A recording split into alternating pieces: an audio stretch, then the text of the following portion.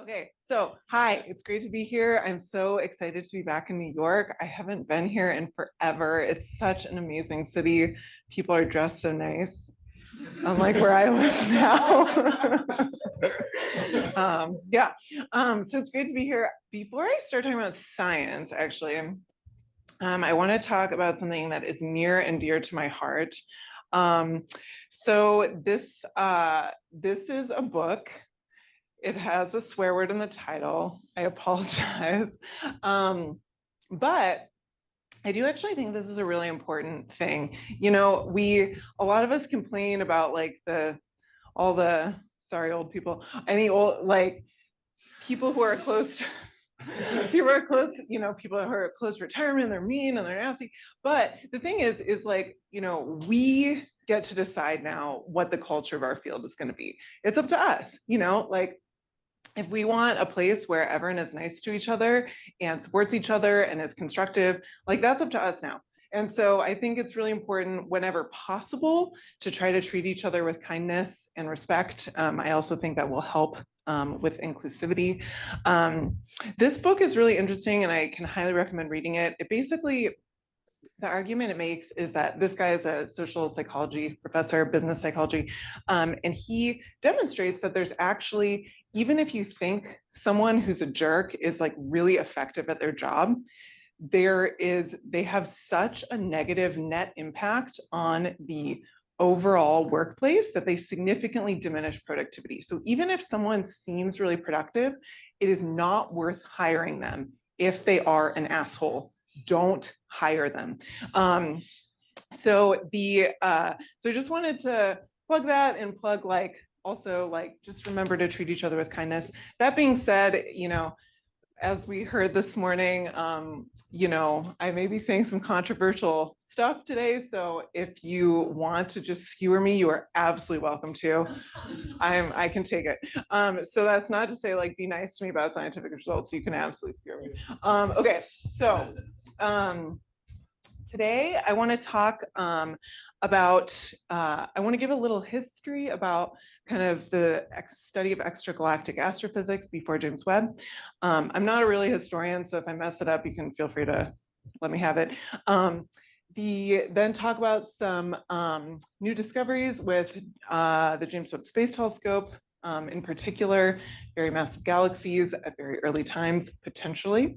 Then talk about how some of the new methodologies we're developing that enable us to get more information out of James Webb data more efficiently, in particular, Slitless spectroscopy and also spatially resolved studies of galaxies using some new methods we're trying to develop. But before I talk about any of that, I'm going to be talking to you about distant galaxies, but we're going to start a little closer to home, my home in Boulder, Colorado, which, as it happens, is the land of milk and honey. You should all come and visit. It is absolutely fabulous in Boulder. But also in Boulder is Ball Aerospace. So Ball Aerospace is where the engineers spent years creating the 18 gold-plated beryllium mirrors that make up the primary mirror of the James Webb Space Telescope. So a few years ago, all of these beautiful mirrors were shipped from Ball Aerospace in a big shipping container.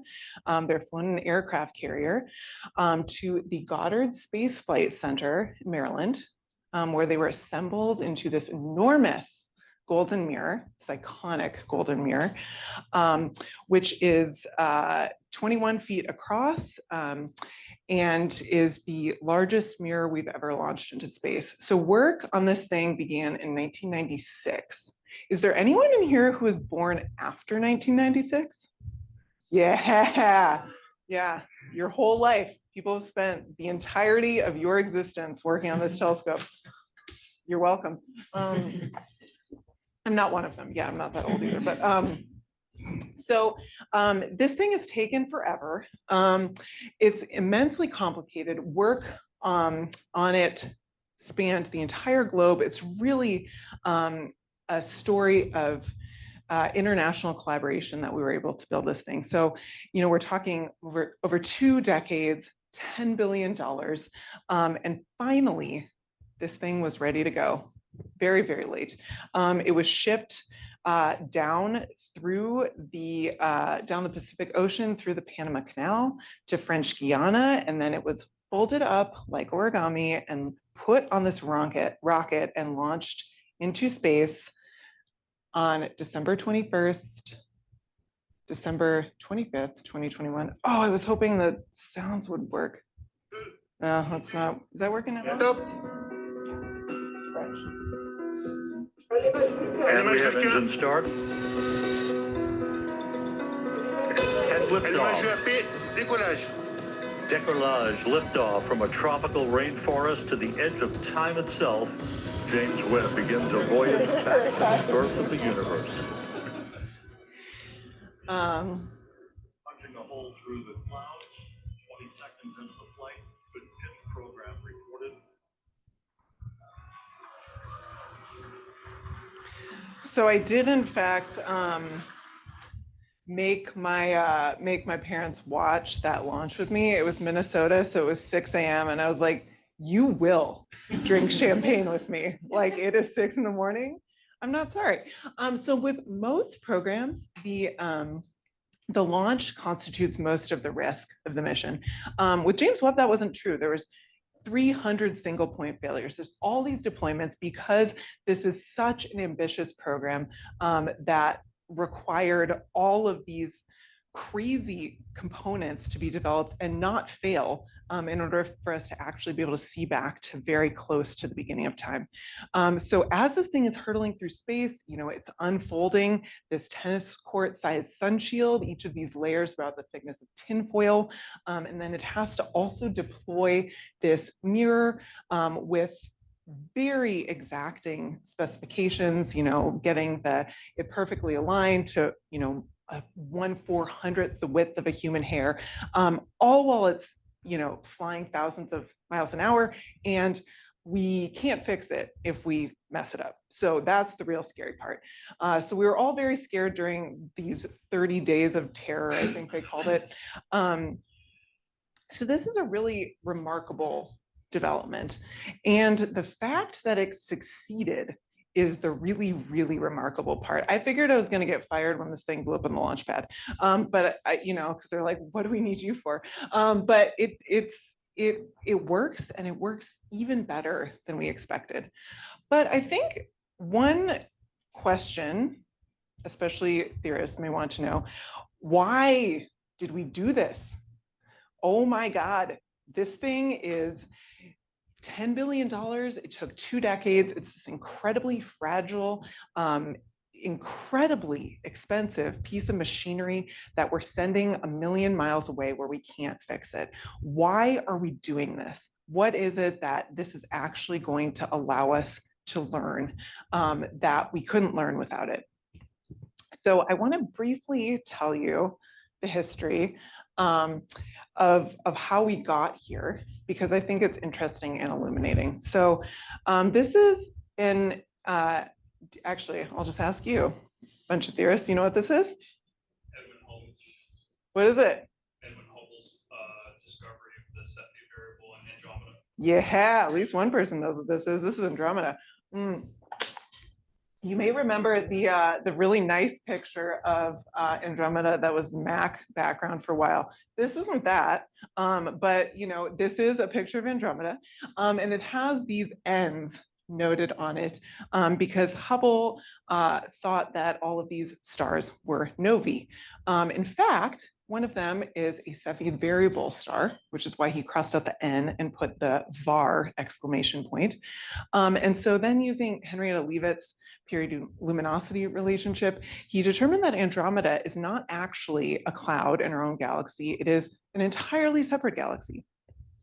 And in fact, there are a lot of galaxies in the universe, but it was with this discovery that our entire universe went from being just the Milky Way to an enormous universe of galaxies. It completely changed our understanding of our place in existence. So, you know, sometime later, they named a telescope after this guy, Hubble, was launched in 1990 to get basically a more detailed view of relatively nearby galaxies. But when we actually launched this thing and were able to look at the new view it provided of the universe, things were much different than we thought. So there was this director's discretionary program that wanted to look at a single empty patch of sky for about 2 weeks, I think. I might be messing that up. A long time, which, you know, that's a horrible idea, right? Like, who would, you know, you're taking this immensely valuable resource and you're looking at this empty patch of sky. So people are pissed. So I hear, I wasn't around then, but when you actually look at this, of course, this is the Hubble Deep Field, and there are thousands of galaxies. So this empty patch of sky turned up thousands of galaxies. And there was a number of surprises when we actually were able to look at the distant universe that we weren't expecting. So two things in particular. When you could look back to these early times, there was actually old galaxies. We weren't expecting that because we thought galaxies took a long time to form. And so we were not expecting old galaxies at early cosmic times. The other thing, which this is what I was told, maybe it's wrong, but according to someone who I think should know, some of these galaxies, you know, they look, they're complex. They don't look like galaxies in the local universe. And so according to the story I heard, one famous astronomer that you all know apparently said, oh my God, they're a fucking mess. And that is the story of how extragalactic astronomy began, the study of galaxy formation, because we realized that galaxies actually do evolve. They're not just island universes that, you know, form and then just sit there, right? They go from being these messy structures to the regular, beautiful bulges and disks and ellipticals that we see today. And so it was with these things that James Webb was conceived, because we realized we needed to actually be able to look even further back in order to see the earliest stages of galaxy formation.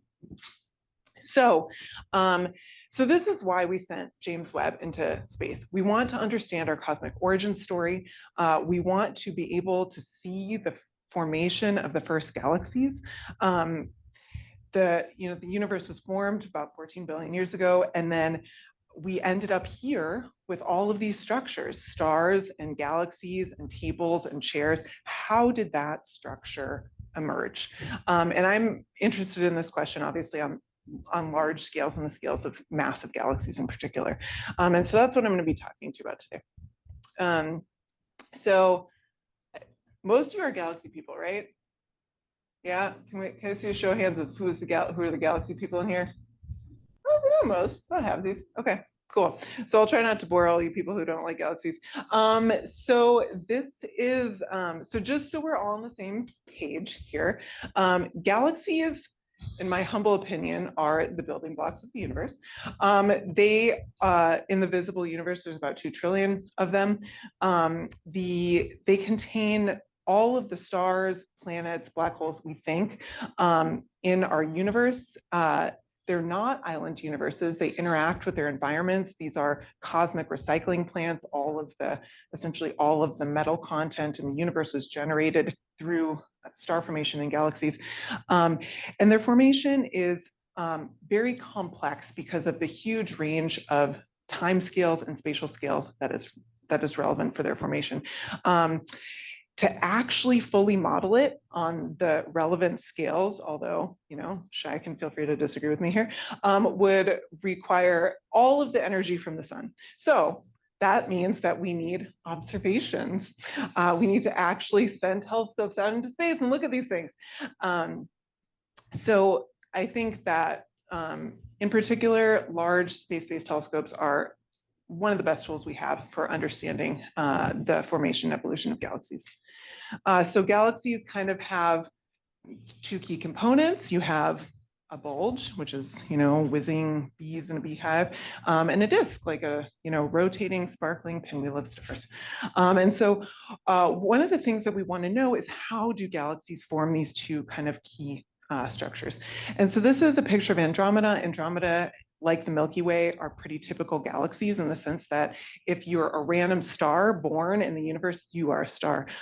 You would likely be born in a galaxy like the Milky Way or Andromeda in terms of how massive you are, in terms of how massive those galaxies are, and also being in a bulge disk system. So the reason this is hard to figure out how these different structural components formed, how galaxies evolved, is because most galaxy growth happened in the past, right? Galaxies are growing at a very small fraction of the pace now that they were at early cosmic times. So fortunately, there's a solution to this. There's two solutions, actually.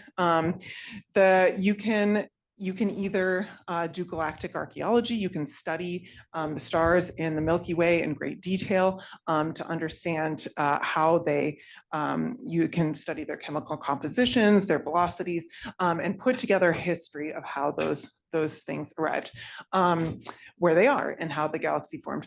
The other option is you can do look-back studies, which is like, fossils versus live dinosaurs. What do you think is cooler? Obviously, I think dinosaurs are cooler. So the reason you can actually look back to early cosmic times is because telescopes effectively act like time machines. Light takes time to travel. So if you're looking at something that's really far away, if you have a very powerful telescope to do that, it is like looking back in time. So we can actually look back in time to these very early cosmic times to watch these galaxies form. This is, as a sidelight, something I found so fascinating when I was a child that it is why I'm here today. I did a report on the Hubble Space Telescope and then I did my PhD thesis on it. The reason that this, I was an ugly kid, yeah, I know. You don't have to say it. So look at, I mean, come on. So the reason, yeah, it was a rough, it's an awkward few years there. Okay, so one of the challenges, though, as we're looking back to these early cosmic times, is the universe is expanding, and so the light from these early cosmic times, which has been traveling a long time through space, gets stretched out as it comes to us. So when we want to look at galaxies which are forming at really early times, we have to be able to look in infrared wavelengths. So we built the Spitzer Space Telescope, which showed us a lot of distant galaxies. As you can see here, they're beautiful. So Spitzer was actually really great, but it didn't have the sensitivity or the resolution for us to really be able to study early galaxies in detail. Does anyone know what this is an image of? No? Wait for it.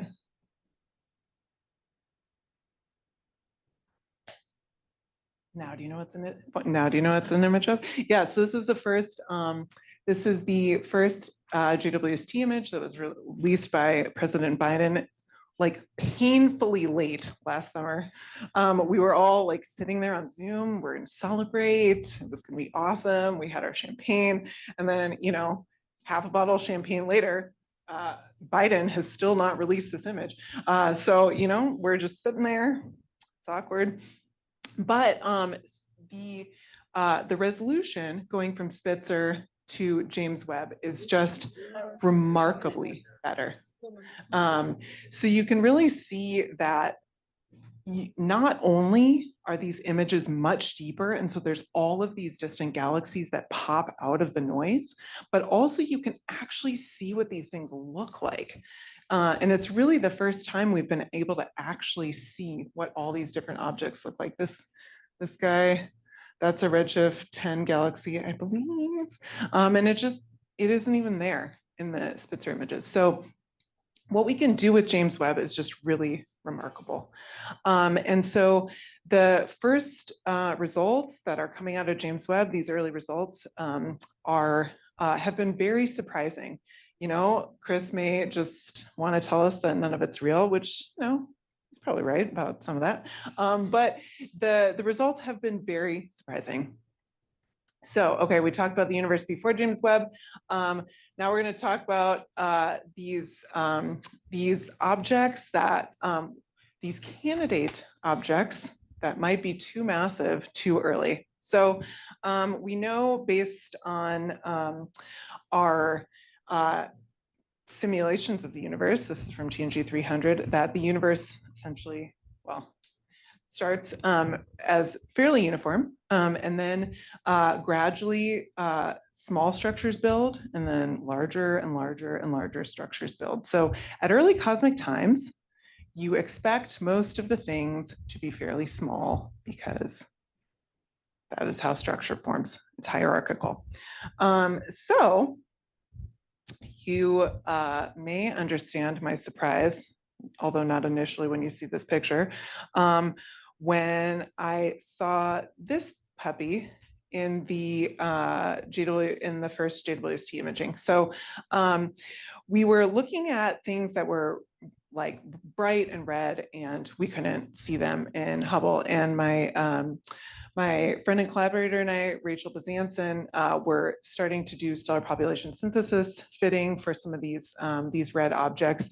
And one of them in particular, this one, ended up with a stellar mass estimate and redshift estimate that put it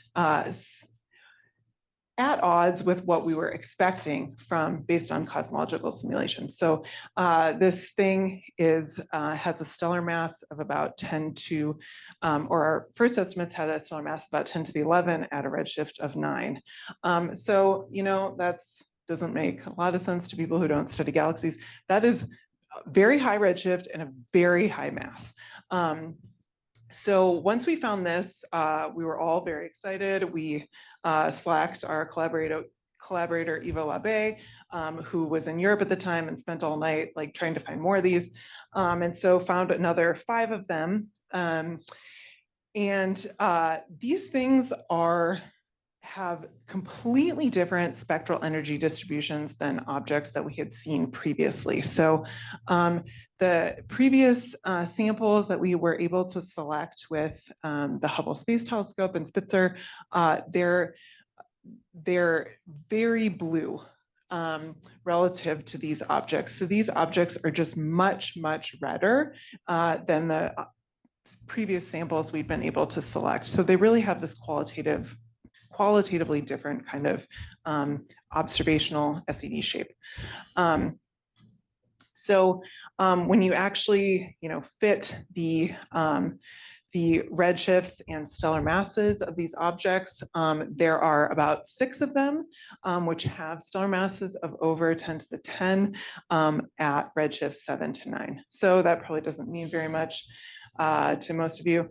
And we selected them using this color technique, which you don't need to worry about. But the reason this is meaningful is twofold. So if you look at the number of things with a given mass in previous studies with Hubble and Spitzer, you get these cumulative stellar mass functions.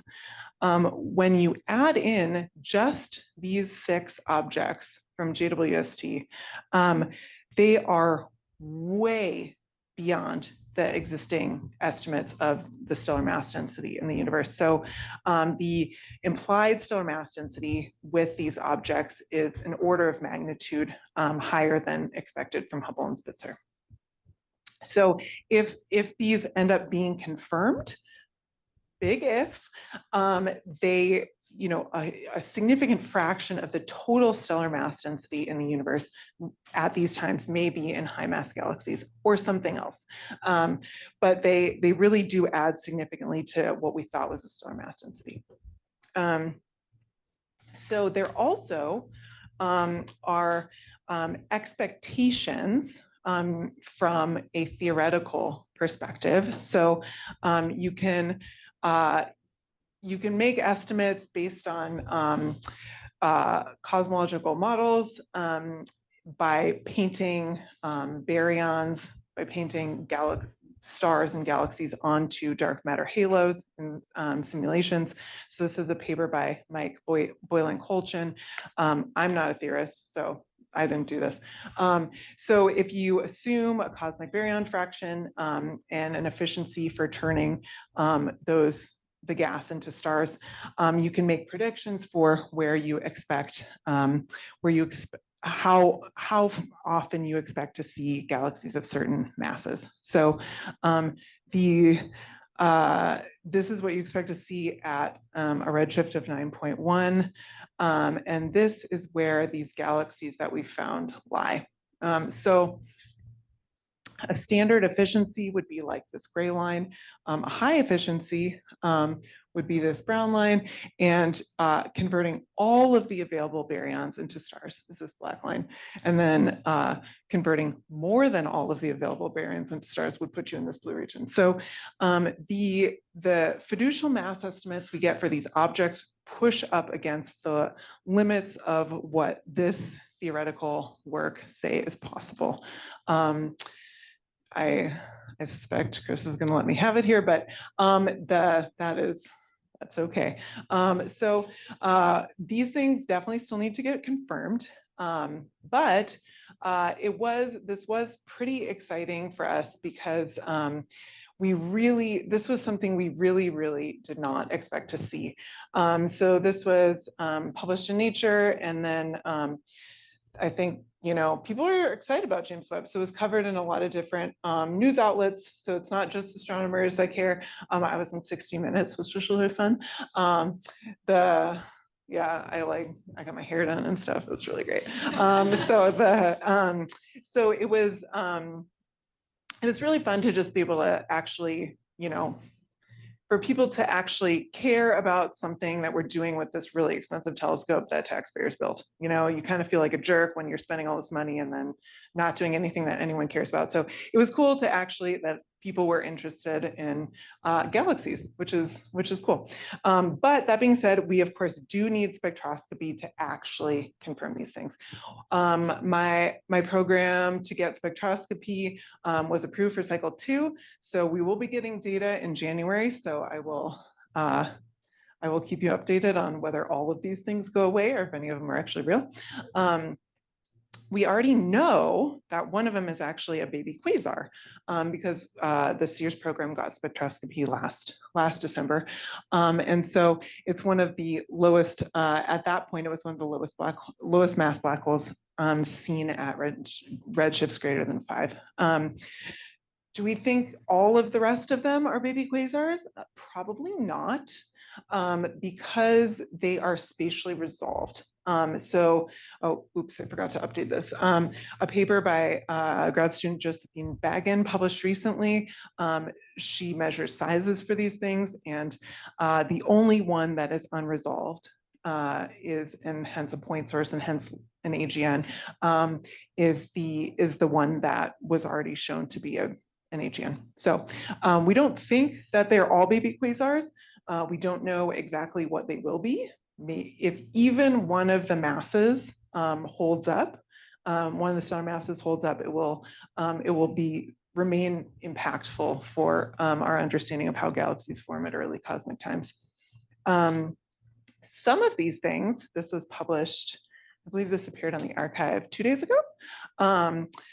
Meng Wan, who's a postdoc in Geneva with the Fresco survey, did actually get spectroscopic confirmation of three of these kinds of objects. These are at slightly lower redshifts, but have higher masses. So these are at all at about a redshift of 5 with stellar masses greater than 10 to the 11th. So these are in fact spectroscopically confirmed objects. They all are detected in H alpha with the Fresco survey. So these are them. So these 3 objects, so you can see They're very massive, they're high redshift, and these are them versus the theoretical predictions. So these also are much higher than the theoretical predictions, which suggest that galaxies can exist with those densities. So if these are all correct, it does suggest that galaxy formation potentially began earlier than we thought, that we are able to grow these objects to very high masses at remarkably early times. There's a number of other lines of evidence that go in the same direction, although, you know, we'll see what happens. Early days yet. So this is from Steve Finkelstein's paper. There's been a number of other papers showing similar things, which is to say that there are we are seeing evidence that there are galaxies which are very luminous at very early times in high number densities. It could potentially be explained with bursty star formation, high UV fluxes, bursty star formation. The other potential explanations for this tension are that these are not actually at as high redshifts as the published papers suggest that they are. This has already happened once. A redshift 16 candidate was actually shown to be a dusty galaxy at redshift 4. So we really need spectroscopic confirmation. There's a number of cycle 2 programs that will be getting spectra of these things. So we will see how many of these actually hold up. Additionally, this is work by my very fabulous undergraduate student, Abby Hartley. She used the TNG 300 simulation to look at when the first galaxies quench. So you have these massive galaxies, they form early, do they quench early? So she found that the first quenched galaxies in this simulation were at about a redshift of 4, and already we're finding Katie showed results and has published a paper showing that there are, as well as some other authors that have shown there are quenched galaxies at even earlier cosmic times than are predicted.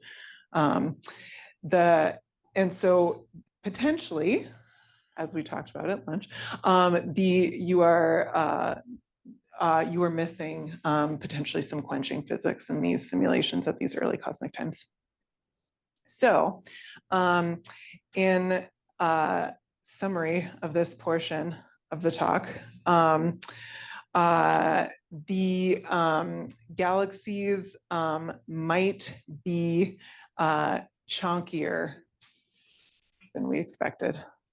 There's very few things more fabulous than a fat cat, like truly. Can you think of anything that is actually more wonderful than a fat cat? Because I can't. So we're seeing potentially, and this all requires more observational evidence and confirmation, but we're potentially seeing that things are more massive earlier than we expected. So we've talked about these galaxies, too fast, too furious. Oh, shoot, I was gonna put in a too fast, too furious slide. I love too fast, too furious. So next, we're gonna talk about the slitless spectroscopy and the slitless spectroscopic revolution. Y'all know what this is, yeah? That's Orion. So if you zoom in, maybe, on Orion, you can see Orion's belt and Orion's sword here. And in Orion's sword is a star-forming region. The red is H-alpha emission, which is gas ionized by hot young stars. Indicating that we are seeing stars which have been born on short timescales, or short by extragalactic astronomy standards, like 10 million years. So this red H alpha emission, Balmer alpha, where we can use as a tracer of star formation. So nearby, we can see these star forming regions in spectacular detail. We can even see them in spectacular detail in nearby galaxies. Andromeda again. So the pink is the star formation. So we can trace the spiral arms. We can see all of these individual star forming clumps. Up until, about a decade ago, the best that we could do to trace star formation, how galaxies are growing, how they're building up their stellar mass, was this. So you can see this beautiful resolution. So this is not resolved for all you theorists. This isn't resolved. So we didn't have the spatial resolution to actually be able to trace how galaxies were growing. This changed with the construction of 10-meter telescopes or 10-meter class telescopes with adaptive optics on them. So you can, with these instruments, you can trace, you can map star formation, but it's really expensive. The group at MPE did this really beautifully for the first time, kind of in the early 2000s. But the problem is it takes like, a night per object, which unless you direct an institute, you're not going to get that time to build up a normal sample of objects. So you can do this, but it's really expensive. But so up until kind of that point, we had about 50 objects where we could actually trace how they were growing at these early cosmic times when it's actually, when most of the star formation in the universe actually occurred. This all changed when they put the Wide Field Camera 3 on the Hubble Space Telescope in 2009. Wouldn't this be a cool job? Don't you want to be an astronaut when you see stuff like that? I do. So this was them installing Wide Field Camera 3 on Hubble. And when they, with this new instrument, there's this mode called a grism. So it's a grading prism. So it basically, it's slitless spectroscopy. So it allows you to get spatially resolved spectroscopy for every object in your field of view. So this was really game changing. So this allowed us to get spatially resolved H alpha emission for all galaxies in our field of view. These maps are beautiful.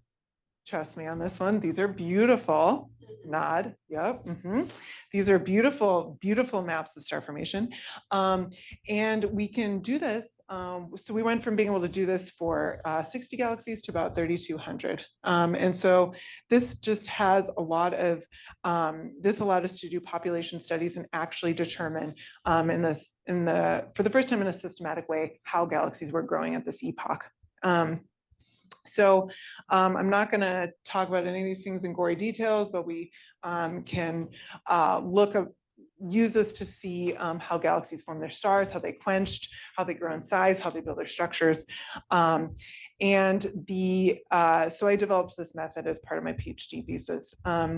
So one of the things we can do, which I'll just briefly tell you about, is that we can use this to map how galaxies are shutting off their star formation. So to do this, these observations are this black line. So this is the specific star formation rate as a function of the radius in a galaxy. So this is the center of the galaxy. This is out to large radii, and so you can map where the star formation is versus where the stellar mass is. So something that this kind of information tells us is about how galaxies shut off their star formation. So what I'm showing you here is a comparison of the data in the real universe to what we're seeing in the universes in boxes, namely from the illustrious simulation and the TNG simulation. So what you can see here is that although these profiles don't match with the data in the illustrious simulation, they do in the TNG simulation. And what we found was that seems in the TNG simulation to be driven by AGN feedback. And so without this kinetic wind AGN feedback, we're not seeing the centrally suppressed star formation we see in the real universe. So although there could be other ways that we could get this centrally suppressed star formation, this kind of information about how galaxies are growing and quenching can provide constraints on feedback mechanisms in simulations. So with James Webb, we're really able to, there's a bunch more GRISMs. Everyone loves the GRISM now. So this is with the James Webb Space Telescope NIRCam instrument. This is a image in 4.4 micron emission. It is just absolutely beautiful. And then with the GRISM, we can disperse all of the light from these objects and get resolved spectra for all of the objects in the field of view. So this is actually a very low redshift galaxy. This is a PAH feature. So this is a resolved PAH feature in a low redshift galaxy. So we can do this for tons of galaxies now. This is a stack of all of the spectra ordered by redshift, and so you can see, we can trace how galaxies are growing across a huge span of cosmic history. You can see the bracket alpha, Passion beta, H alpha, and O3 H beta, all the way out to redshift 9. So from the local universe all the way out to redshift 9. And there's some really cool things that we can do with this to map how galaxies grow. This was at redshift 1. Jesslyn Matharo, yeah, sorry, I couldn't help myself, I had to use the confetti. Jesslyn Matharo is now able to do essentially the same thing, except at redshift 5. So we're seeing through her work, this is going to be published soon, that galaxies grow inside out also at a redshift of 5. You can measure the density of star formation in the center, how galaxies are building their bulges, how they're growing at these very early cosmic times. The thing I'm really excited about at the moment is that you can actually also use this to measure kinematics in galaxies. So this is an object we found in the survey. So this is an object at a redshift of 5.3, where we can actually measure a resolved rotation curve.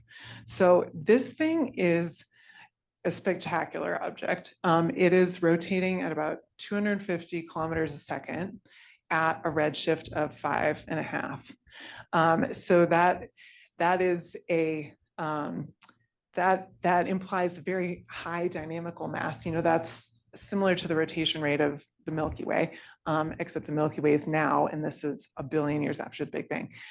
So we're actually seeing dynamical confirmation of these high masses at early times, which is really cool. I'm very proud of this methodology, so I'm going to just bore you for 1 second with it.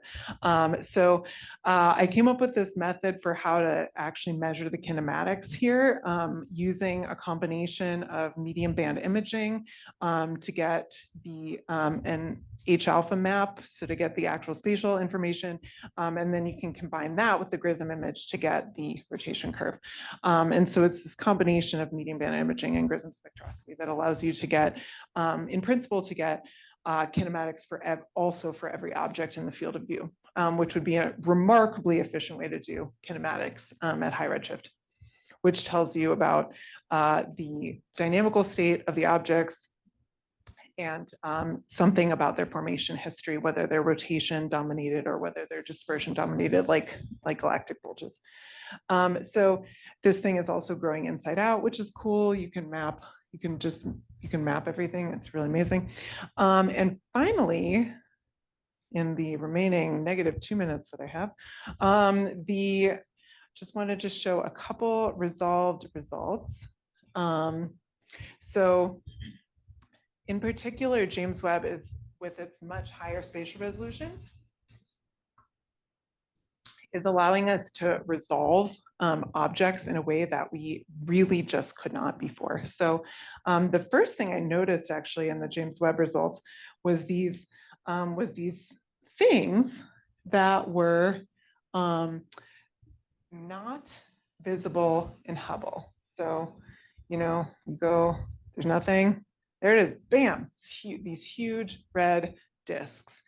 So these Hubble dark galaxies, these objects that were not previously detectable with Hubble, are, you know, have been a topic of interest for a while. They're highly dust obscured. We can see them in the submillimeter often, but we can't see them in optical emission. So they've been very mysterious. And up until this point, we've never actually been able to resolve them, resolve where their stars are. So we now we see these remarkably red, you can see this guy, these remarkably red disks. So we just did not expect to see disks like this. These objects, these really red, very dust obscured objects, we expected to be kind of compact, dispersion dominated, very dense objects. And we're, in addition to that, seeing these super elongated ultra red extended disks. It's very strange. We call them UFOs for ultra red flattened objects. Yeah, I know. Hey, I have not gone on the radio and talked about aliens, so, you know, points to me for that. So unlike some of our colleagues, so these things are, they have these, they're very, they have exponential surface brightness profiles. They're not, you know, these big bulge dominated objects. This is a project my graduate student, Justice Gibson, is working on. He's almost done.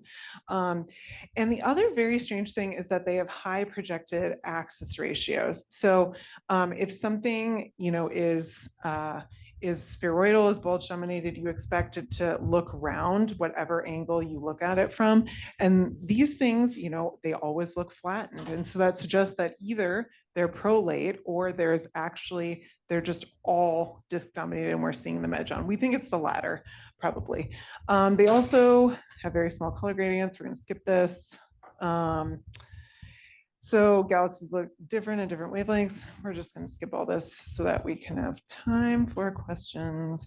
Okay, but this is all to say that galaxies look really different in different wavelengths. In general, as we model things as just a single dot, we completely ignore all of this beautiful spatially resolved information when we're modeling galaxies. So now with James Webb, where we have this remarkable spatial resolution in the infrared, with a huge range of resolution at the different in the different wavelengths, we actually need new tools in order to be able to model the light.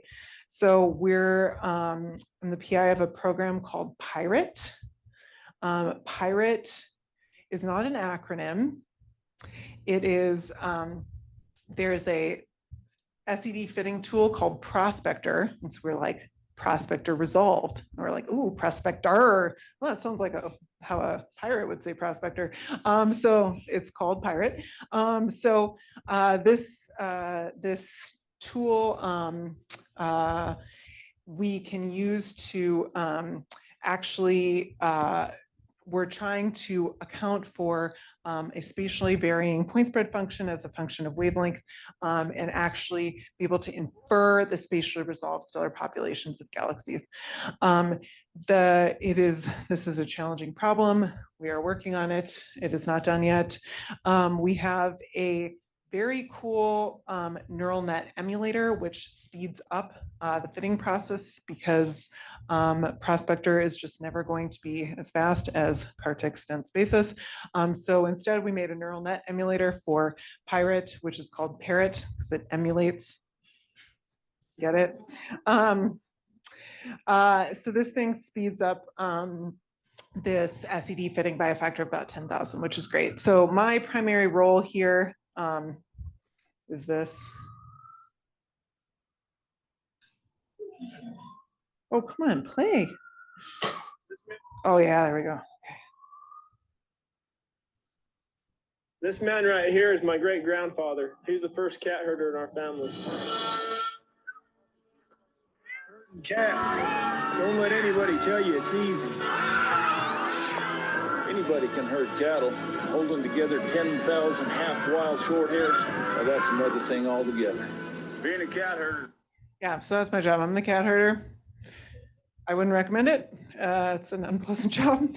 But we're basically with this program, we're trying to be able to actually determine in a real physical way how galaxies grow, what their real distribution of their stellar mass is instead of just the distribution of their light.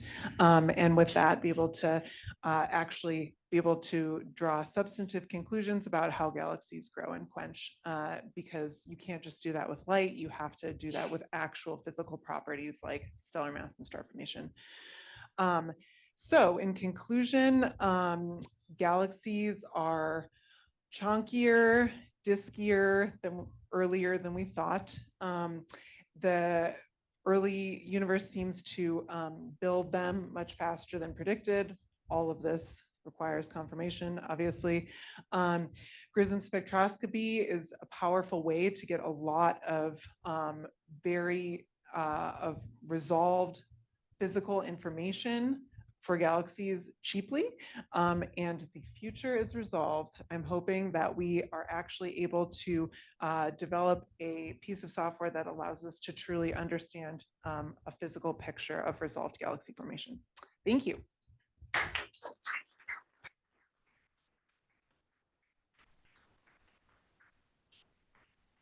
So we do have time for questions. Any questions in? So, a really quick question. I want to be sure I understand. So your masses that you're determining, these are just photometric masses with the mass light duration. Right? Correct. Okay. You also have a measurement of the star formation rate. Star formation rate times the age of the universe system. Yes. So you said that you guys have been seeing some of these quench galaxies that have redshift predictions for around there, or above there, for instance, the observations. On sort of what basis are you declaring them quenched? They have been forming stars in 100 million years. To be clear, that was not my measurement. Yes, but Katie is actually Katie's the person to talk to on this, because I have not made those measurements.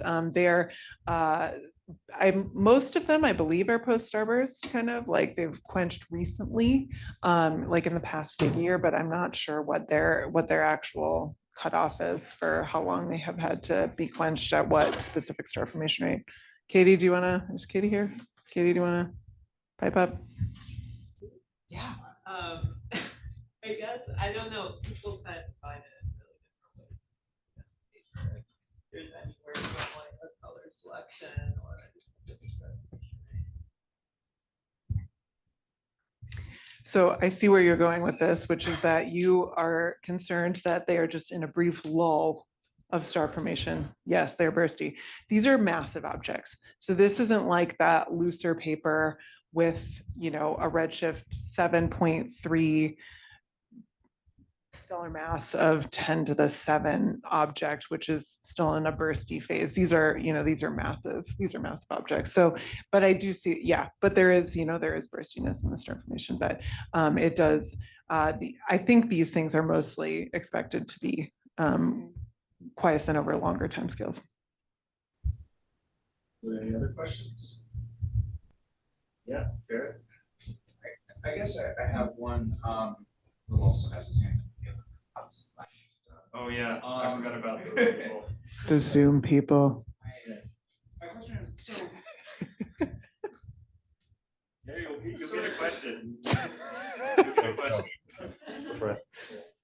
so if galaxies are getting too big too fast, does that mean, you know, in the early universe, does that mean that it's possible that galaxies in our current universe that are there, that we see them there, does that mean that they might have also formed faster, that they might be younger than we thought, or is there not a tension there too?